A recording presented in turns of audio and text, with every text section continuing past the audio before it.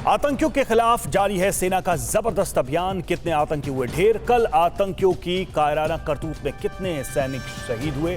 पंजाब सरकार ने शहीद जवानों के परिजनों की मदद के लिए कैसे बढ़ाए हाथ? और शहीद जवान की मां बोली, हमें अपने बेटे की शहादत पर गर्व है। आतंकियों के खिलाफ देश भर में कैसे फूटा है गुस्सा? जवानों की शहादत से जुड़ी खबरों के लिए देखते हैं टॉप 9 बलिदान मांगे बदला। जम्मू कश्मीर के शोपियां में सुरक्षा बलों ने 3 आतंकियों को ढेर कर दिया है। पुंछ में 5 जवानों की शहादत के 24 घंटे के भीतर सेना ने शोपियां में 3 आतंकियों को मार गिराया है। डीजीपी दिलबाग सिंह ने कल कहा था कि विश्वसनीय इनपुट के आधार पर शोपियां में आतंकियों के खिलाफ ऑपरेशन शुरू किया गया है। उन्हें 3 से 4 आतंकियों के छिपे होने की सूचना मिली थी। जम्मू कश्मीर के पुंछ में कल आतंकियों से मुठभेड़ के दौरान एक जेसीओ समेत 5 जवान शहीद हो गए। सुरक्षा बलों ने सूरनकोट के पूरे जंगली इलाके को घेर रखा है। सेना के मुताबिक आतंकी इस वक्त थाना मंडी के बंगाई इलाके में मौजूद है। सुरक्षा बलों और आतंकियों के बीच इस इलाके में मुठभेड़ चल रही है। आसपास के इलाकों में एक्स्ट्रा नाके लगाए गए हैं ताकि कोई दहशतगर्द भागने न पाए। 5 शहीद जवानों में 3 पंजाब, 1 यूपी और 1 केरल के हैं। शहीदों के पार्थिव शरीर को आज सूरनकोट से राजौरी अस्पताल लाया जा रहा है, जहां से पूरे राजकीय सम्मान के साथ पंजाब के शहीदों को सड़क मार्ग से और यूपी केरल के शहीदों को हवाई जहाज से उनके पैतृक निवास रवाना किया जाएगा।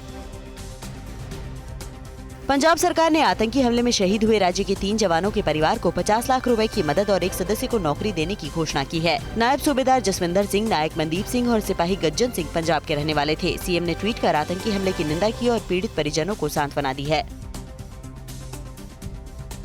पुंछ हमले में शहीद मनदीप सिंह पंजाब में गुरदासपुर के चट्ठा गांव के रहने वाले थे। उनकी उम्र करीब 30 साल थी। मनदीप सिंह के 2 बेटे हैं। बड़ा बेटा 4 साल का और दूसरा महज 39 दिन का है। उनके पिता का निधन हो चुका है। मनदीप की मां को बेटे के खोने का गम है, लेकिन देश के लिए शहीद होने पर गर्व भी है।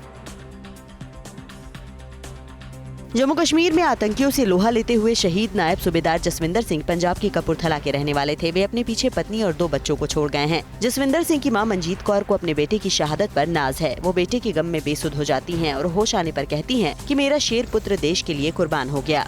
छोटे छोटे बच्चे 5 महीने पहले ना दे। पुंछ आतंकी हमले में शहीद पंजाब के रोपड़ के लाल गज्जन सिंह भी शामिल हैं। गज्जन सिंह नूरपुर बेदी ब्लॉक के गांव पंचरंडा के रहने वाले हैं। शहादत की खबर मिलते ही पूरे गांव में मातम छा गया। गज्जन सिंह 23 सिख रेजिमेंट में तैनात थे और दुश्मन के दांत खट्टे करते वक्त शहीद हो गए। यूपी के शाहजहांपुर के जवान सारज सिंह भी जम्मू कश्मीर में हुए आतंकी हमले में शहीद हुए हैं। सारज सिंह बंडा थाना क्षेत्र के बरीबरा गांव के रहने वाले थे। 1 साल पहले ही उनकी शादी हुई थी। सारज के 2 और भाई गुरप्रीत सिंह और सुखबीर सिंह भी सेना में हैं। सुखबीर सिंह इन दिनों छुट्टी पर घर आए हुए हैं। उन्हें ही भाई की शहादत की खबर मिली।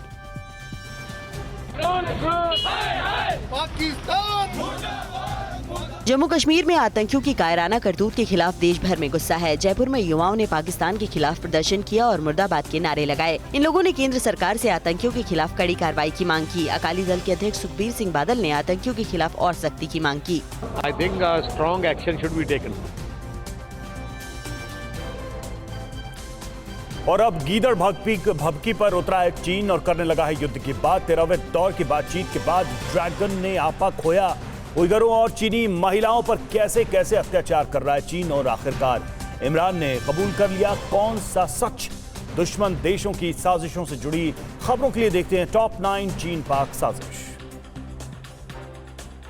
एलएसी पर तनाव के बीच चीन की गीदड़ भभकी सामने आई है। ग्लोबल टाइम्स ने लिखा है कि भारत जैसा चाहता है उसे वैसी सीमा नहीं मिलेगी। अगर युद्ध हुआ तो भारत की हार निश्चित है। रविवार को भारत चीन के बीच 13वें दौर की बातचीत बेनतीजा रही। इसके बाद चीन के सरकारी अखबार ग्लोबल टाइम्स ने ये संपादकीय लिखा है। 13वें दौर की बातचीत को भारत ने बेनतीजा करार दिया था। भारतीय सेना ने आधिकारिक बयान जारी कर कहा था कि एलएसी के ऐसे हालात चीन की तरफ से एक तरफा कार्रवाई से पैदा हुए हैं। इसके बाद चीनी सैन्य प्रवक्ता ने धमकी भरे अंदाज में कहा कि भारत को एलएसी की स्थिति का गलत आकलन करने से बचना होगा।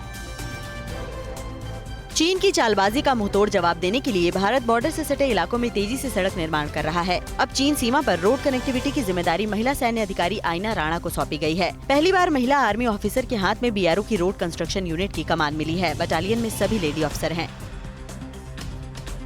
उइगरों के खिलाफ चीन की ज्यादती की कला एक बार फिर खुली है। विसल ब्लोअर ने कहा है कि उइगरों को चीन के अन्य हिस्सों से शिनजियांग लाने के लिए मालगाड़ियों का इस्तेमाल किया जाता है। यात्रा के दौरान उनका सिर ढककर हथकड़ी पहना दिया जाता है ताकि भाग न सकें। उन्हें भोजन पाने के लिए भी तड़पाया जाता है। चीन अपने नागरिकों पर भी बेइंतहा जुल्म ढा रहा है। चीनी महिलाओं ने आरोप लगाया है कि जनसंख्या को नियंत्रित करने के लिए उनके साथ ज्यादती की जा रही है। उनका कहना है कि महिलाओं का जबरन गर्भपात करा दिया जाता है। वहीं जब जनसंख्या बढ़ाने की बात आती है तो महिलाओं को बच्चा पैदा करने के लिए मजबूर किया जाता है।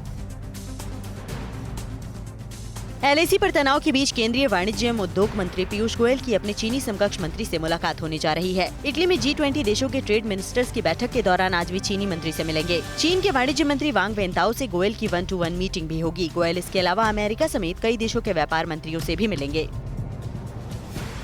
पीएम मोदी के अमेरिकी दौरे के बाद अब वहां के नौसेना संचालन प्रमुख admiral Michael M Gilday Bharat आए हैं। इस दौरान दोनों देशों के बीच नौसैनिक सहयोग बढ़ाने पर जोर दिया जाएगा। हिंद प्रशांत क्षेत्र पर खास फोकस होगा। माइकल 5 दिन की यात्रा पर भारत आ रहे हैं और 15 अक्टूबर तक रहेंगे। इस दौरान वे नौसेना अध्यक्ष एडमिरल करमबीर सिंह और अन्य अधिकारियों से मुलाकात करेंगे। पाकिस्तान के प्रधानमंत्री इमरान खान ने आखिरकार कबूल ही कर लिया है कि भारतीय सेना ने बालाकोट में एयर स्ट्राइक की थी। 26 फरवरी 2019 को वायुसेना ने बालाकोट में आतंकियों के ठिकानों पर एयर स्ट्राइक की थी। इसे उसी साल 14 फरवरी को पुलवामा में हुए कायराना आतंकवादी हमले का जवाब बताया गया था। अब तक पाकिस्तान इस कार्रवाई से इनकार करता रहा है। पीएम इमरान खान ने एक बार फिर अफगानिस्तान में तालिबान के कब्जे को जायज करार दिया है। एक इंटरव्यू में इमरान ने दुनिया के देशों से तालिबान शासन को मान्यता देने की अपील भी की। कहा, तालिबान को मान्यता नहीं देने पर अफगानिस्तान में एक बार फिर अराजकता फैल जाएगी और वो 20 साल पहले की स्थिति में चली जाएगी। और राष्ट्रीय मानवाधिकार आयोग के 28 साल पूरे होने पर क्या कहेंगे पीएम मोदी? G20 शिखर सम्मेलन में अफगानिस्तान सहित कई मुद्दों पर होगी बात। और एनसीबी के जोनल डायरेक्टर समीर वानखेड़े के मुंबई पुलिस ने क्या आरोप लगाए? देश की सभी बड़ी खबरों के लिए देखिए टॉप 9 राष्ट्र। प्रधानमंत्री मोदी आज राष्ट्रीय मानवाधिकार आयोग के 28वें स्थापना दिवस के मौके पर आयोजित कार्यक्रम को वीडियो कॉन्फ्रेंसिंग के जरिए संबोधित करेंगे। मानवाधिकार संरक्षण कानून 1993 के तहत आयोग की स्थापना 12 अक्टूबर 1993 को मानवाधिकारों की रक्षा और उन्हें बढ़ावा देने के उद्देश्य के साथ की गई थी। प्रधानमंत्री मोदी और ब्रिटिश पीएम बोरिस जॉनसन के बीच तालिबान, अफगानिस्तान और अन्य वैश्विक मुद्दों पर बात हुई। COP26 शिखर सम्मेलन से पहले हुई इस बातचीत में दोनों देशों के प्रमुखों ने तालिबान को लेकर अंतर्राष्ट्रीय दृष्टिकोण की जरूरत पर सहमति जताई। इसके अलावा दोनों नेताओं ने भारत ब्रिटेन संबंधों के लिए एजेंडा 2030 पर प्रगति की भी समीक्षा की। पीएम मोदी आज अफगानिस्तान पर G20 देशों के नेताओं के शिखर सम्मेलन में हिस्सा लेंगे। इसमें अफगानिस्तान पर तालिबान के कब्जे के बाद के हालात पर चर्चा की जाएगी। सभी देश आतंकवाद और मानवाधिकारों के खिलाफ लड़ाई को लेकर मंथन करेंगे। ये सम्मेलन शाम करीब 4:30 बजे शुरू होगा। लखीमपुर हिंसा मामले के मुख्य आरोपी आशीष मिश्रा को कोर्ट ने 3 दिनों की पुलिस रिमांड में भेज दिया है। आज सुबह 10 बजे पुलिस आशीष को कस्टडी में लेगी। लखीमपुर खीरी में 3 अक्टूबर को हुई हिंसा में 4 किसानों समेत 8 लोगों की मौत के मामले में उन्हें गिरफ्तार किया गया था। विपक्ष केंद्रीय मंत्री अजय मिश्रा के इस्तीफे की मांग पर अड़ा है। यूपी के लखीमपुर खीरी में आज हिंसा में मारे गए दिवंगत किसानों की आत्मा की शांति के लिए अंतिम अरदास कार्यक्रम रखा गया है। संयुक्त किसान मोर्चा की किसान आंदोलन के मद्देनजर प्रदेश के 20 जिलों में अतिरिक्त पुलिस फोर्स के साथ पुलिस अधिकारी भी तैनात कर दिए गए हैं। त्योहारों और किसान आंदोलन को देखते हुए पुलिस कर्मियों की छुट्टियां रद्द कर दी गयी हैं। कांग्रेस महासचिव प्रियंका गांधी वाड्रा आज लखीमपुर खीरी का दौरा कर सकती हैं। प्रियंका एक मृतक के अंतिम अरदास के कार्यक्रम में भी हिस्सा ले सकती हैं। प्रियंका केंद्रीय गृह राज्य मंत्री अजय मिश्रा टेनी को बर्खास्त करने की मांग कर रही हैं। उनके मुताबिक ऐसा होने से ही मामले में निष्पक्ष जांच हो सकेगी। समाजवादी पार्टी अध्यक्ष अखिलेश यादव आज से विजय रथ यात्रा के जरिए चुनाव अभियान का आगाज करने जा रहे हैं। इसकी शुरुआत उन्होंने पिता मुलायम सिंह यादव से आशीर्वाद लेकर की। यात्रा पहले चरण में कानपुर से शुरू होकर हमीरपुर तक जाएगी। इस मौके पर उन्होंने कहा कि इतिहास गवाह है कि जब जब समाजवादी रथ चला है, विजय पीछे पीछे चली है और हर बार समाजवादी पार्टी की सरकार बनी है। चुनावी तैयारी और कार्यक्रमों को लेकर यूपी के बीजेपी नेताओं की बैठक दिल्ली केंद्रीय नेताओं के साथ हुई। बीजेपी के संगठन मंत्री BL संतोष की अगुवाई में हुई बैठक में यूपी बीजेपी के चुनाव प्रभारी धर्मेंद्र प्रधान, प्रदेश प्रभारी राधा मोहन सिंह, प्रदेश अध्यक्ष स्वतंत्र देव सिंह, प्रदेश संगठन मंत्री सुनील बंसल बैठक में मौजूद रहे। मुंबई के NCB zonal director Sameer Wankhede ने मुंबई पुलिस के 2 पुलिसकर्मियों पर पीछा करने का आरोप लगाया है। इसकी शिकायत उन्होंने महाराष्ट्र के डीजीपी से की है। High profile cruise drugs party मामले की जांच समीर वानखेड़े और उनकी टीम ही कर रही है। चार्जशीट फाइल करने के लिए एनसीबी के पास 6 महीने का वक्त है।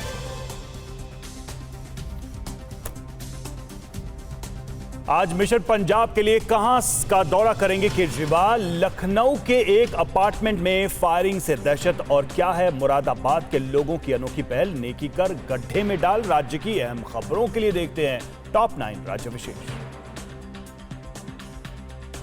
दिल्ली के मुख्यमंत्री और आम आदमी पार्टी के संयोजक अरविंद केजरीवाल 1.5 दिन के आज पंजाब दौरे के तहत जालंधर का दौरा करेंगे। केजरीवाल यहां देवी तालाब मंदिर में मत्था टेकेंगे और वहां होने वाले एक जागरण कार्यक्रम में हिस्सा लेंगे। पंजाब का पिछले 3 महीनों में ये अरविंद केजरीवाल का 5वां दौरा है।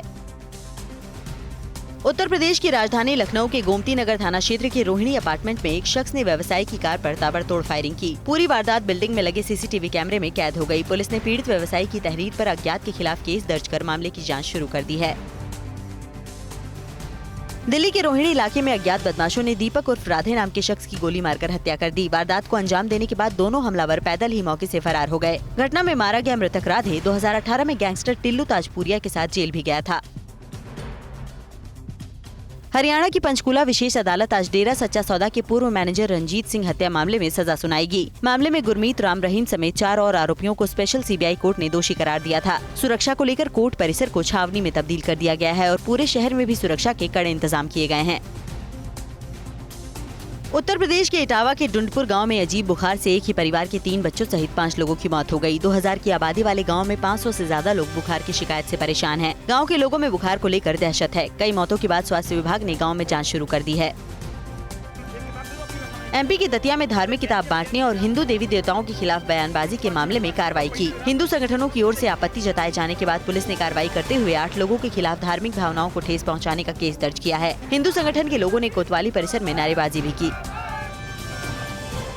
मध्य प्रदेश के रतलाम में गरबा पंडालों के बाहर हिंदू संगठनों के गैर हिंदुओं की एंट्री पर बैन लगाने के पोस्टर का मामला तूल पकड़ रहा है। जहां कई गरबा पंडालों के आयोजक भी इसका समर्थन कर रहे हैं, वहीं प्रशासन ने अब तक इस मामले पर चुप्पी साध रखी है। प्रशासन के अधिकारियों का कहना है कि मामले में शिकायत मिलने पर ही कार्रवाई की जाएगी। यूपी के मुरादाबाद में सड़क के गड्ढों से और नगर निगम में सुनवाई न होने से परेशान कुछ स्थानीय निवासियों ने अनोखी पहल की है। ये लोग खुद अपने पैसों से मटेरियल इकट्ठा कर मजदूरों के साथ मिलकर सड़कों के गड्ढे भर रहे हैं। इस पहल को इन लोगों ने नेकी कर गड्ढे में डाल नाम दिया है। आज शारदीय नवरात्रि का 7वां दिन है। भक्त आज माता के कालरात्रि रूप का पूजन कर रहे हैं। माँ का रंग काला होने के कारण उन्हें कालरात्रि कहा जाता है। ऐसी मान्यता है कि माँ कालरात्रि की पूजा करने से काल का नाश होता है। माँ के इस रूप को वीरता और साहस का प्रतीक माना जाता है।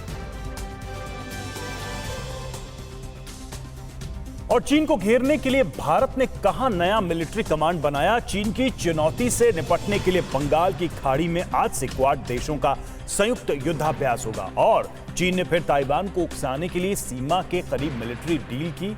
इन सभी खबरों के लिए देखते हैं टॉप 9 वर्ल्ड बैटलग्राउंड।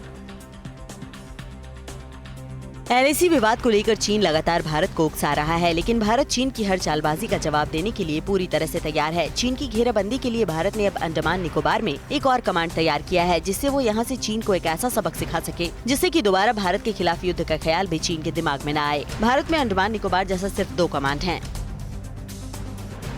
चीन की दादागिरी से निपटने के लिए आज से बंगाल की खाड़ी में क्वाड देशों का मालाबार संयुक्त युद्धाभ्यास का दूसरा चरण शुरू हो रहा है। इस युद्धाभ्यास में भारत, अमेरिका, ऑस्ट्रेलिया और जापान की नौसेनाएं अपनी युद्ध क्षमता का प्रदर्शन करेंगी। 15 अक्टूबर तक चलने वाले युद्धाभ्यास में भारतीय नौसेना युद्धपोत INS रणविजय और INS सतपुड़ा और लंबी दूरी के समुद्री गश्ती विमान P-8A का बेड़ा भी तैनात किया जाएगा। मालाबार में आज से होने वाले क्वाड देशों के संयुक्त युद्धाभ्यास में अमेरिका की परमाणु हथियारों से लैस विमान वाहक युद्धपोत कार्ल विंसन भी हिस्सा लेगा। भारत में हो रहे क्वाड देशों के संयुक्त युद्धाभ्यास में कार्ल विंसन युद्धपोत पहली बार हिस्सा लेगा। 1983 में अमेरिकी नौसेना में शामिल हुए कार्ल विंसन ने कई सैन्य कार्रवाइयों में हिस्सा लिया है। इस युद्धाभ्यास को देख चीन की नींद उड़ जाएगी। चीन को चौतरफा घेरने के लिए आने वाले दिनों में भारत और अमेरिका के बीच क्वाड के विस्तार करने की रणनीति पर बातचीत हो सकती है। इस विस्तार में क्वाड में नए देशों को शामिल करने के बजाय रणनीतिक मुद्दों के विस्तार पर बात हो सकती है। क्वाड मुद्दों के आधार पर दूसरे देशों, खासकर आसियान देशों के साथ सहयोग बढ़ा सकता है।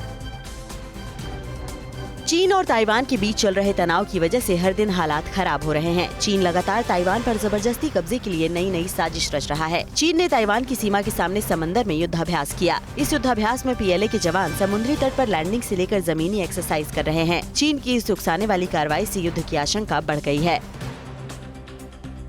अमेरिकी खुफिया एजेंसी FBI ने अमेरिकी नौसेना के इंजीनियर जोनाथन टोयबे और उनकी पत्नी डायना को परमाणु पनडुब्बियों की तकनीक गुप्त जानकारी बेचने के आरोप में गिरफ्तार किया है। गिरफ्तार किए गए दंपति पर FBI की बहुत दिनों से नजर थी। इसके बाद FBI ने अपने ही अंडरकवर एजेंट को ग्राहक बनाकर भेजा था। इसके बाद दोनों को डील करते हुए रंगे हाथों पकड़ लिया गया।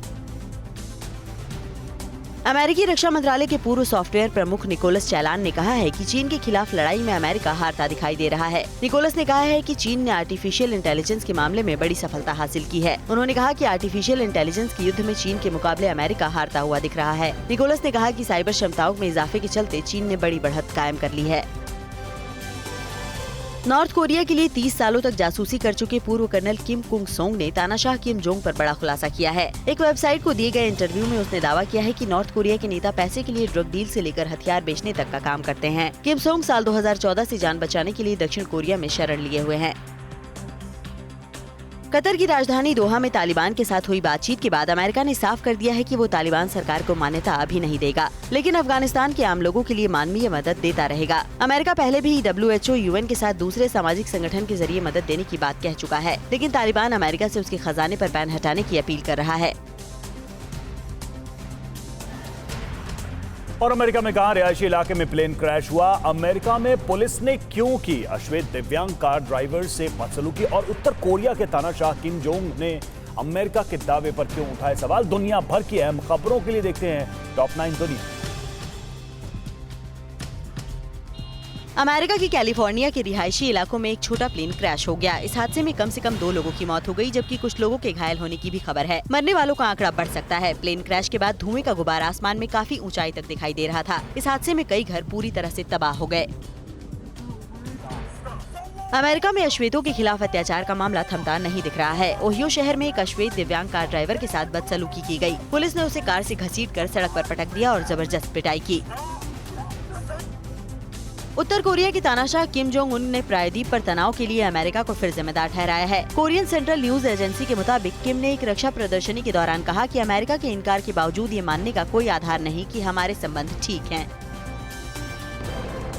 ब्रिटेन से एक पुराने बिजली घर को नष्ट करने की तस्वीरें सामने आई हैं। ब्रिटेन के यॉर्कशायर पावर स्टेशन के बचे हुए कूलिंग टावरों को रविवार सुबह एक बड़े विस्फोट के साथ उड़ा दिया गया। गोले में एग्बोरो पावर स्टेशन के 4 कूलिंग टावरों को सैकड़ों लोगों की भीड़ के बीच उड़ाया गया।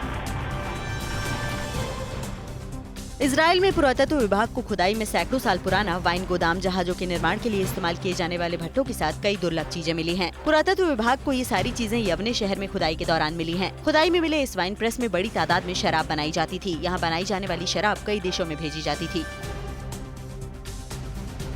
मशहूर अमेरिकी फिल्म अभिनेता हैरिसन फोर्ड फिर से सेट पर लौट आए हैं। वे इंडियाना जोन्स फिल्म सीरीज के लिए काफी चर्चित हैं। इटली में इंडियाना जोन्स 5 की शूटिंग के दौरान दर्शकों ने जब हैरिसन फोर्ड को सेट पर देखा तो काफी खुश नजर आए। जून में शूटिंग के दौरान वे घायल हो गए थे।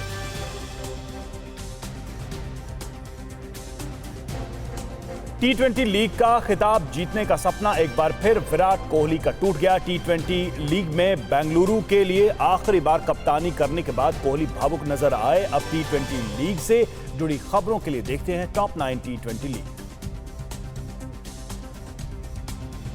T20 लीग में कल खेले गए एलिमिनेटर मुकाबले में कोलकाता नाइट राइडर्स ने रॉयल चैलेंजर्स बेंगलोर को 4 विकेट से हरा दिया। बेंगलोर ने कोलकाता को जीत के लिए 139 रनों का लक्ष्य दिया था। जीत के लक्ष्य को हासिल करने के लिए कोलकाता को भी आखिरी ओवर की 4 गेंद तक संघर्ष करना पड़ा। इस जीत के साथ कोलकाता फाइनल की दौड़ में बनी हुई है। एलिमिनेटर राउंड में कोलकाता के हाथों हार के साथ ही T20 लीग में खिताब जीतने का विराट का सपना भी टूट गया। कोहली अपनी कप्तानी में बेंगलोर को एक बार भी T20 लीग का खिताब नहीं जिता पाए। बेंगलोर टीम के कप्तान के तौर पर भी कोहली का ये आखिरी मैच था। कोहली को 2013 में बेंगलोर का कप्तान बनाया गया था। उनकी कप्तानी में साल 2016 में बेंगलोर की टीम फाइनल में पहुंची थी। एलिमिनेटर राउंड में बेंगलोर को हराने के बाद कोलकाता की टीम अब फाइनल के लिए दूसरे क्वालीफायर मुकाबले में दिल्ली कैपिटल्स से भिड़ेगी। फाइनल के लिए दूसरा क्वालीफायर कल खेला जाएगा। कोलकाता की टीम साल 2012 और साल 2014 में T20 लीग की चैंपियन बनी थी, जबकि दिल्ली की टीम अभी तक एक बार भी खिताब नहीं जीत पाई है। 15 अक्टूबर को फाइनल खेला जाएगा। अड़ी सोमवार से शुक्रवार शाम 6 बजे सिर्फ TV9 भारतवर्ष पर।